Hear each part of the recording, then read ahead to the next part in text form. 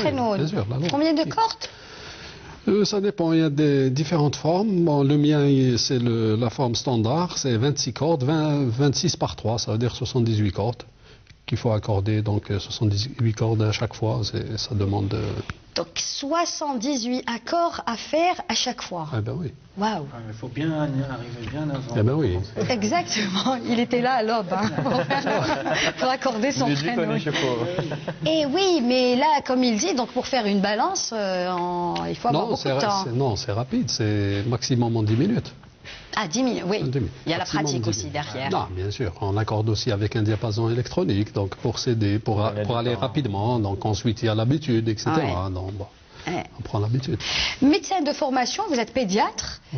C'est quand même des études assez longues qui demandent beaucoup de temps pour aller jusqu'au bout. Comment vous avez fait pour pouvoir aller jusqu'au bout de votre passion aussi en parallèle? Oh, c'était très difficile. C'est-à-dire qu'à un moment donné, j'allais abandonner ma médecine pour la musique. Heureusement qu'il y avait ma femme qui veillait au grain. Mais c'est vrai, parce qu'il y a la passion. La passion, c'est quelque chose de presque d'incontrôlable. Vous comprenez, donc... Vous étiez prêt à laisser tomber les études de médecine pour la musique? Bon, ce qui m'a un peu dissuadé, bon, le fait de ma femme aussi, mais c'était qu'en Algérie, on n'avait pas donc la possibilité de faire de la musique à l'époque, à mon époque. Hein. C'est-à-dire qu'il n'y avait pas d'institut suffisamment. Donc les gens partaient ailleurs pour se former, etc. Voilà, donc c'était pas très encourageant comme cursus. C'était pas très encourageant. Voilà. Et Maya, qu'est-ce qu'elle pense de tout ça, la musique? Vous y travaillez, vous, tous les jours, hein? Oui, moi je travaille, je vis dans la musique, je baigne dans la musique tous les jours. J'ai fait de la musique. J'ai une double formation classique et andalouse. J'ai fait de la chorale également plus tard. Donc je suis née dans la musique. Je ne peux pas me passer, je ne peux absolument pas me passer de musique. Mais est-ce que votre passion pour la radio a emporté le... Dans la radio, il y a beaucoup de musique. Oui. Donc je pense que ça a été tout à fait naturel pour moi, ayant fait des études de journalisme, de me retrouver dans un média qui passe de la musique. Donc c'était pas un hasard. Si je suis restée, si ça fait 20 ans que je suis à la radio, et ça n'est pas un hasard non plus qu'aujourd'hui, que je sois dans une radio musicale, essentiellement musicale et jeune. Gil FM, Gil FM, donc, je suis tout à fait dans mon élément et je ne peux imaginer ma vie sans musique. C'est-à-dire que c'est vrai que si on n'aime pas la musique, on ne peut pas faire de la radio. C'est pas possible. Je ne sais pas. Ouais. Bon, en tout cas, pour moi, c'est impossible. C'est le choix des chansons dans mes émissions, par exemple. Ça a souvent été des sujets de litige avec peut-être les réalisateurs, les programmateurs. Vous savez très bien de quoi je parle. C'est qu'on ne peut pas parler d'un sujet et passer une chanson qui n'a rien à voir. C'est un tout. Une émission est un tout. Et tout le monde a son mot à dire sur le sujet. Donc le journaliste, le programmateur, le réalisateur, le reporter, on doit tous accorder nos violons et tous se mettre en variation autour d'un thème. On reste toujours dans le thème de la musique. Oui, et des fois, c'est vrai que la musique, quand elle a un rapport avec le sujet, elle est là pour expliquer encore plus le sujet. Oui. Elle dit les choses autrement. Oui. Alors, on parlait de formation universitaire, de musique. Karima Naït, vous avez dû abandonner vos études supérieures pour la musique. Elle a fait le choix, par contre. Moi, j'ai fait le choix, évidemment, mais surtout parce que aussi j'avais commencé par cet art qui est l'art de la danse. Et ça demande beaucoup de temps, parce que la danse, c'est en même temps un art, mais en même temps aussi un sport. Et elle pourra en parler aussi. C'est des heures d'entraînement. Donc, j'étais tout le temps en train de courir. Et je me rappelle que même il y a une anecdote, un jour je cours, j'arrive à l'INA, j'étais en agronomie, et puis je demande que quelqu'un me passe une blouse blanche, et j'arrivais donc dans la VLTP. Voilà, et donc je vais au laboratoire, et puis je suis là, je rentre et j'essaye de suivre. On était le prof qui expliquait donc le cours du labo, ce qu'on allait faire après. Mais j'ai eu quand même une blackout à un moment et je me disais... Une absence. J'arrive pas à reconnaître les visages des gens, du prof. Je réfléchissais, puis il y a quelqu'un qui me dit, mais... T'es dans la mauvaise classe? T'es dans la... Même, J'étais en troisième année, moi j'étais en première année. Donc j'étais avec les troisième années, j'étais en première année, il me dit tu n'es pas dans ce... Et puis je dis mais on est dans quelle... Il dit mais en troisième année, mais non, je devrais être en bas, donc j'ai couru. Donc c'est là où vous avez compris, il vaut mieux aller faire de la danse. Pas seulement ça, mais aussi parce que je suis une passionnée donc, de ça et je savais qu'on ne peut pas faire, je veux dire, 30 000 choses en même temps si on veut vraiment arriver à un but. C'est une question d'emploi du temps, je pense aussi, hein, d'organisation. Oui, mais c'est très dur. C'est dur. C'est dur. Si on veut atteindre un niveau, un haut niveau, qu'on se met dans la tête et qu'on se dise pas, oui, je suis la meilleure. Mohamed Saadawi, je ne sais pas comment il a fait, c'est un bac plus 11 pour la médecine et bac plus 11 pour le Qanoun. D'ailleurs, attendez, avant d'aller plus loin dans l'émission, moi j'ai bien envie de vous inviter pour nous jouer un petit morceau de Qanoun, déjà pour que les téléspectateurs découvrent un petit peu ce que vous faites. Et on reviendra à notre discussion si vous le permettez. On y va? Okay. Allez, allez-y, je vous donne le temps de vous installer. Donc vous êtes avec toute l'équipe de l'émission Awtar pour ce soir. Et nous avons avec nous Mohamed Saadawi. Qanouni, n'oubliez pas, Qanounji, c'est celui qui fabrique.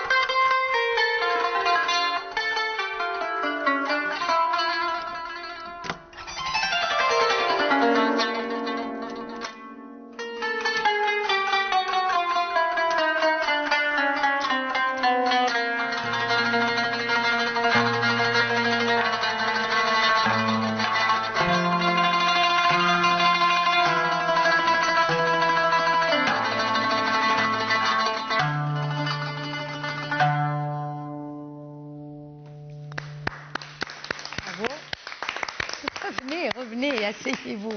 Bravo, bravo. Donc, il faut avoir une bonne mémoire. Hein. 78 cordes avec des notes pour chaque corde. Il faut avoir une bonne mémoire pour se rappeler de tout ça. Non, enfin, 78 cordes, c'est 26 sons. Hein. D'accord. C'est-à-dire,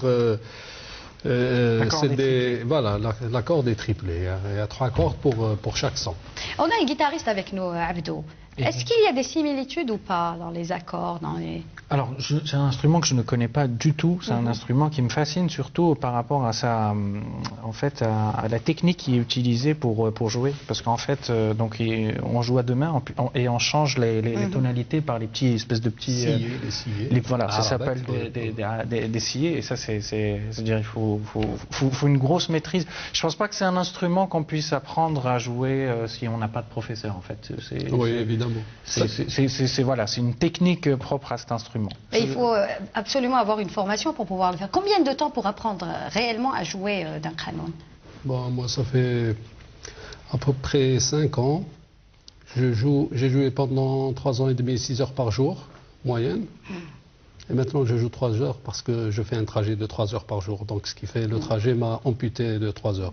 Mais c'est un instrument qui est très exigeant et les acquis sont très précaires. Si vous ne jouez pas tous les jours, si vous ratez un jour, le lendemain, vous redescendez, le niveau redescend. C'est comme un sport de haute performance. Parce que les techniques sont très difficiles. Bon, maintenant, j'ai joué à froid. À froid, c'est comme le sport, exactement comme le sport. Il faut un échauffement. Il faut un échauffement, Et bon, pour l'apprentissage, revenir à l'apprentissage, maintenant, ça dépend de ce qu'on veut faire avec l'instrument.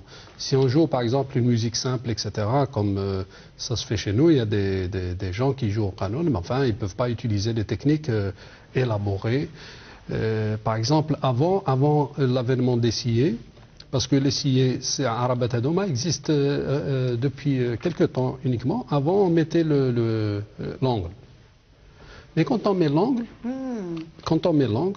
on ampute la main gauche pour faire un autre jeu. Et certaines techniques, on ne peut pas les faire. C'est-à-dire que, par exemple, si la note, par exemple, est au quart, par exemple, on ne peut pas faire un trémolo des deux parce qu'il faut mettre le doigt. Donc, c'est comme Comment ils ont fait pendant des générations et des générations. Oui, bien sûr, des générations, c'est venu progressivement, etc. Les gens ont réfléchi. Par exemple, maintenant, les meilleurs qanounis, c'est les Turcs. Ça, c'est indiscutablement. Et les Arabes, moi, j'ai eu l'occasion de faire un masterclass avec Khalil Karadoman, qui est considéré comme l'un des meilleurs au monde. Pour moi, c'est le meilleur au monde, mais par respect pour deux autres, je dirais qu'il est parmi les trois meilleurs. Qui sont des Turcs, évidemment, les trois. Il y a les Arabes des musiciens arabes qui vont apprendre en Turquie. Par exemple, quand je suis parti en Turquie, j'avais trouvé des Koweïtiens, des Syriens, j'avais trouvé des Tunisiens, beaucoup de Tunisiens. Mais j'étais le seul Algérien. Et donc c'était... pour moi, quand j'étais en Turquie, quand j'ai vu, parce que bon, je jouais avant... j'étais un peu initié, mais moi j'avais une formation de pianiste.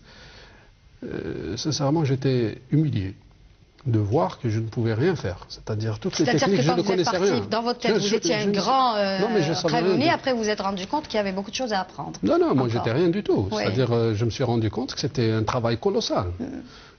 Mais quand on connaît, par exemple, quand on a une formation de base, théorique, etc., parce qu'il y a des méthodes. Donc en travaillant sur les méthodes, c'est des exercices. Les techniques sont écrites sur méthode. Et donc on les travaille. Et ça, c'est un point donc, de plus pour la pratique. Là, vous parlez d'une expérience un peu algéro-turque. Grâce à vous, vous êtes algérien, vous êtes parti. Jusqu'où vous êtes allé dans les échanges avec la Turquie en matière de musique, surtout concernant le qanun? Bon, en fait, c'était à l'occasion du Festival international du Malouf, dans lequel j'étais, disons, responsable de la commission technique de ce festival, du Malouf, alors que moi, je n'ai rien à voir avec le Malouf. Et on avait invité Khalil Karadoman, donc sa troupe turque qui est venue. C'était en Algérie que vous l'avez découvert? À Skikda, première édition, deuxième édition. Donc il est venu à 3 éditions, et à chaque fois quand il venait, il nous faisait un masterclass. Et moi, je suis parti donc, après le premier. Et je suis parti une deuxième fois pour faire un master de maqamat turc. C'est très très compliqué, mais la richesse qui se dégage, elle est extraordinaire. Moi j'ai envie de rebondir avec Jumaoui Africa justement. Vous êtes un jeune groupe et vous puisez un petit peu dans tous ces terroirs. Hein. Oui, alors ce que j'étais en train de discuter avec monsieur hors antenne, c'est que nous par exemple depuis maintenant 3 ans en travaillant sur le 2e album, on a un instrument dans le groupe qui s'appelle la kora. Donc vous avez introduit la kora. Voilà, donc la kora étant un instrument, d'Afrique noire, donc du Sénégal principalement, mais qui est utilisé au Mali et tout ça. Et nous, pendant un an, on s'est trompé sur l'accordage de cet instrument, parce qu'on ne le connaissait pas. Donc on a vu un petit peu comment est-ce que comment on accordait l'instrument. On s'est trompé sur la tonalité de l'accordage de cet instrument. Donc ça fausse tout après. C'est pas que ça fausse tout, c'est-à-dire les notes sont correctes, mais la tonalité n'est pas. On l'a accordé dans une tonalité grave. Ensuite, quand on a donc accordé cet instrument dans sa bonne tonalité, il s'est avéré que son son est très très proche de celui du qanun. Parce qu'en fait, c'est une harpe à 21 cordes qui se joue à pince avec des cordes en nylon. Et on a trouvé un petit peu donc c'est un instrument qui sonne dans une espèce de fruit qu'on appelle la calebasse. Et on a trouvé un petit peu cette similitude dans le son par rapport au qanun. Et donc on a dit pourquoi ne pas essayer de confronter ces instruments-là. Mais malheureusement, il y a des joueurs de qanun, il n'y en a pas beaucoup, donc on n'a pas. Mais maintenant peut-être qu'avec voilà, maintenant peut-être une rencontre. Donc nous, un petit peu le travail qu'on fait, il est un petit peu différent parce que nous, on travaille sur le penchant africain de la musique algérienne. Donc, pourquoi pas introduire un qanun maintenant? Mais bon, voilà, c'est. Vous êtes en tout cas ouvert pour ce genre d'expérience. Je ne sais pas si Mohamed Saadawi est ouvert pour ce genre d'expérience. Moi, j'ai un groupe qui s'appelle Ibn Sina. En fait, Ibn Sina, c'est un concept plutôt qu'un groupe. Parce que je peux jouer avec différents musiciens. Et notre concept est basé sur le mariage des musiques. Et comme moi j'ai une assez bonne expérience en musique turque, puisque j'ai consacré beaucoup de temps et dépensé beaucoup d'argent, et grâce à mon maître avec qui je suis en contact permanent, parce que quand on connaît le solfège, quand j'ai un problème sur la partition, au téléphone, c'est quoi cet intervalle? Parce que la partition, quand j'ai été faire le master sur la partition, il n'y a pas tous les secrets. On vous donne par exemple un bémol inversé qui veut dire un quart. Mais ce n'est pas un quart. Ça peut être. Il y a des subtilités qu'il faut saisir. C'est beaucoup plus compliqué que ça, beaucoup plus compliqué que ça. Et ce qui est passionnant dans cette musique, justement, c'est cette complexité et cette beauté qui ressort de cette complexité. C'est ça ce qui est bien. Allez, je vous propose un petit extrait d'une chanson de Jumaoui Africa, histoire de vous reposer un petit peu de tout ce débat. Et on se revient juste après. Ça vous dit, Abdo? Ouais.